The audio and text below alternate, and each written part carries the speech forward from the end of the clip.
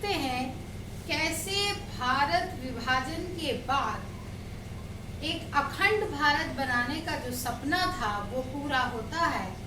उस अखंड भारत में कुछ बहुत सारी चुनौतियां थी, जैसे एक तो भारत का विभाजन हो गया, दूसरा कहा था लोकतंत्र को बनाना और उसको कायम रखना, राष्ट्र की एकता को बनाए रखना, विकास एक बहुत बड़ा मुद्दा था, और उसके अलावा रजवाड़ों का भारत में विलय जो था वो भी एक बहुत बड़ी समस्या थी, जिसको कि अखंड भारत बनने के मार्ग में जो एक बहुत बड़ा रोड़ा या बाधा उत्पन्न कर रही थी। कैसे इन बैरियर्स को क्रॉस करके एक भारत का जो मैप था वो क्रिएट हो रहा है, उसमें आज हम दो रियासतों की बात करते हैं। धीरे धीरे आगे बढ़ेंगे जिससे आपको ये चीजें क्लियर हो जाए। दूसरी बात, जो बच्चे यूपीएससी की तैयारी कर रहे हैं उनके लिए ये टॉपिक्स बहुत इम्पोर्टेंट हो जाते हैं, क्योंकि इन टॉपिक से आपको निबंध लिखने में बहुत अच्छी मदद मिलती है जब आपको खुलकर अच्छे से समझ में आता है। इसके अलावा आप जब मॉडर्न हिस्ट्री पढ़ते हैं तो मॉडर्न हिस्ट्री का जो लास्ट वाले चैप्टर्स हैं वो भी इसी से लिए गए हैं, तो वहाँ पर भी आपको स्वतंत्रता के बाद का जो भारत है वो इस टॉपिक से आपको वहाँ पर भी मदद मिलती है। तो आज बात करते हैं रियासतों की, जिसमें से दो महत्वपूर्ण रियासत हैं जिनके बारे में चर्चा आज करेंगे। वो है एक हैदराबाद और दूसरी है जूनागढ़। ठीक है, देखो आपको पहले भी बताया था कि ये धार्मिक आधार पर किया गया अब तक का सबसे बड़ा विभाजन था। जो विभाजन एक तरफ तो आज़ादी की खुशी थी और दूसरी तरफ विभाजन की जो अत्याचार और लोगों को जो एक मेंटल ट्रॉमा से जो गुजर रहे थे, वो एक तरीके से उसने जो ट्रेजेडी का रूप ले लिया था वो भी था। इसके अलावा भारत में, क्योंकि अंग्रेजों ने तो जाते जाते भी ये बोल दिया था हमने तो भारत को आज़ाद किया, अब रियासतें जो चाहें, रजवाड़े चाहें तो स्वतंत्र रहें या भारत का या पाकिस्तान का हिस्सा बन जाए, तो उन्होंने जाते जाते भी एक बात ऐसी कर दी जिससे कि फूट पड़ने के चांसेस ज़्यादा थे। अब कुछ रियासत ऐसी थी जो पाकिस्तान का हिस्सा बनना चाह रही थी और कुछ ऐसी थी जो भारत में रहना चाह रही थी। जो भारत में शामिल होना चाह रही थी उन्होंने तो पहले ही विलय पत्र पर, इंस्ट्रूमेंट ऑफ एक्सेशन पर सिग्नेचर कर दिए और वो भारत संघ का हिस्सा बन गए। कुछ का विलय थोड़ा मुश्किल से या बड़े नाटकीय तरीके से हुआ, ड्रामेटिकल था, उनके बारे में चर्चा करते हैं, जिसमें से है हैदराबाद रियासत। हैदराबाद रियासत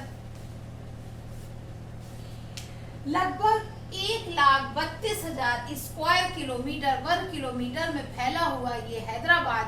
अगर हम पुराने हैदराबाद को देखें तो इसका बहुत सारा हिस्सा जो है वो आंध्र प्रदेश में भी है, आपका तमिलनाडु वाला पार्ट है उसमें भी है।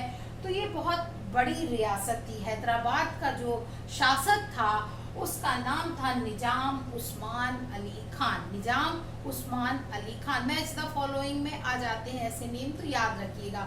ये दुनिया के वर्ल्ड रिचेस्ट पर्सन में काउंट किया जाता था। दुनिया के सबसे धनवान लोगों में इसकी गिनती होती थी।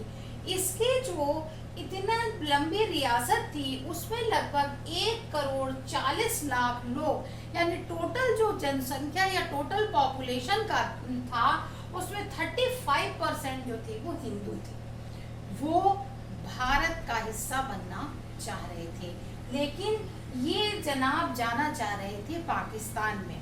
पाकिस्तान में इनका जाना, यानी आप अगर इंडियन मैप को इमेजिन कर सकते हो तो देखिए कि एक हमारा एक बहुत बड़ा पार्ट पाकिस्तान, वैसे भी एक जो हमारा वेस्ट बंगाल है वो हिस्सा तो पाकिस्तान का हो ही रहा था, साथ में ये हैदराबाद वाले भी चाह रहे थे कि ये पाकिस्तान का हिस्सा बन जाए। तो जब इन्होंने 1947 में भारत सरकार के साथ एक एग्रीमेंट या एक समझौता किया कि अभी आप हमको ऐसी ही स्थिति में रहने दीजिए, तो इनको उस टाइम पे नहीं छेड़ा गया, वैसे ही रखा गया और भारत सरकार अपना बाकी का भारत यूनियन के निर्माण में लगी रही। लेकिन इसने क्या किया कि वहाँ की जो अपनी ही जो जनता थी उन पर अत्याचार करने के लिए अपने अर्धसैनिक बल प्रयोग में ले लिए और उन्हें लगा दिया। उन्हें रजाकार कहा जाता है। इन अर्धसैनिक बलों को क्या कहते हैं, मान लो अर्धसैनिक बल के नाम से नहीं आया तो इनको रजाकार कहा जाता था। तो इन्होंने नवंबर 1947 में भारत सरकार से समझौता किया कि मुझे ऐसे ही रहने दो। सरकार ने कहा ठीक है, लेकिन इस पर भी इसने अपने अर्धसैनिक बल का प्रयोग अपनी ही जनता, क्योंकि वो चाहते थे भारत संघ का हिस्सा बनना, उसमें से 35% तो हिंदू ही थे, यानी गैर मुस्लिम जो पॉपुलेशन थी वो, तो इन्होंने अर्धसैनिक बल का प्रयोग किया, रजाकारों का प्रयोग किया और उन्होंने बहुत अत्याचार किए, लूटपाट करी, मर्डर करना शुरू किए और वहाँ की जनता जो थी वो बहुत बुरी तरीके से प्रताड़ित होने लगी। उन्होंने भारत सरकार से गुहार लगाई, उन्होंने कहा, तो भारत सरकार ने 1948 में भारतीय सेना को वहां पर भेजा। भारतीय सेना ने इन पर काबू पाया, रजाकारों पर काबू पाया और निजाम ने सरेंडर किया और इस तरीके से जो हैदराबाद है वो भारत संघ का हिस्सा बना। क्लियर है? देखिए, एक स्टोरी फॉर्म में अगर आप इसको याद रखते हो तो इजीली याद रख पाओगे, नहीं तो आप इसको रटोगे तो नहीं रट पाओगे। तो हैदराबाद का जो रूलर था उसको निजाम कहा जाता था, उसका पूरा नाम था निजाम उस्मान अली खां। ये दुनिया के रईसों में, बहुत धनी लोगों में काउंट होता था। वहाँ की पॉपुलेशन का, उस टाइम की जो पॉपुलेशन थी उसका 35% हिंदू थे।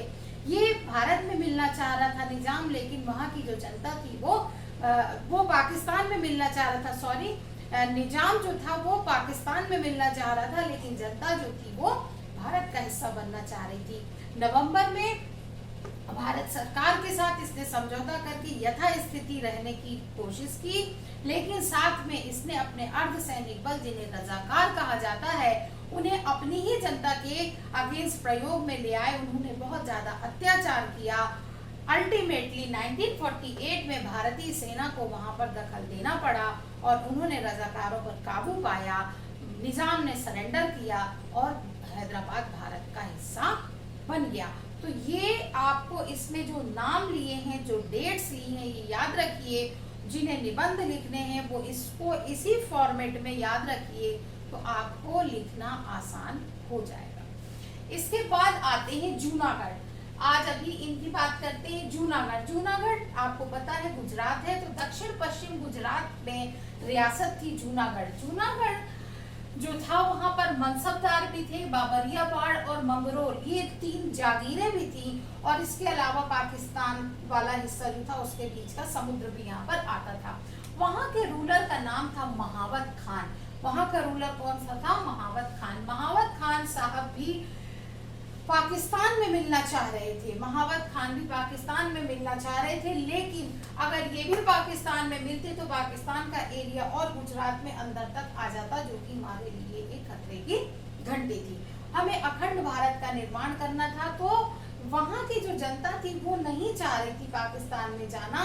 तो सरदार पटेल ने कहा आप रेफरेंडम करा लीजिए। रेफरेंडम मतलब जनमत संग्रह करा लीजिए।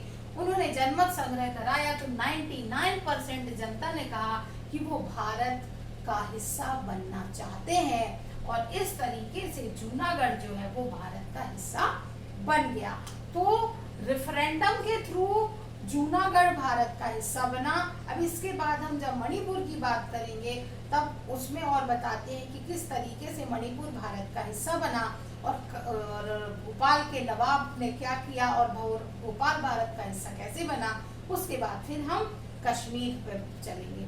तो ये 2 रजवाड़ों के विलय के बारे में आपको बताया।